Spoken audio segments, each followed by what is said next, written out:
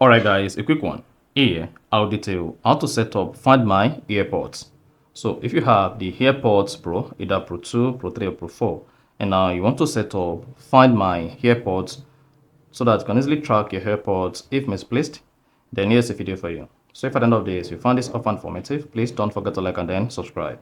Now, to set up Find My AirPods, all you need to do is just need to go ahead, drop your AirPod and make sure the AirPod is connected to your iPhone. So that's the first thing. Your AirPods and iPhone must be connected together.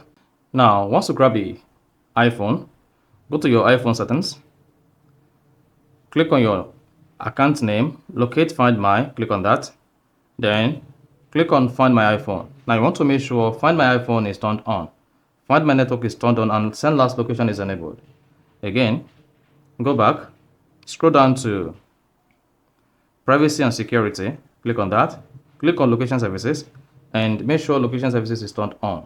So once you have location services turned on as well, there's one more last thing you want to do to make sure Find My AirPods is enabled. Now go ahead and click on your AirPods name under Apple account suggestions.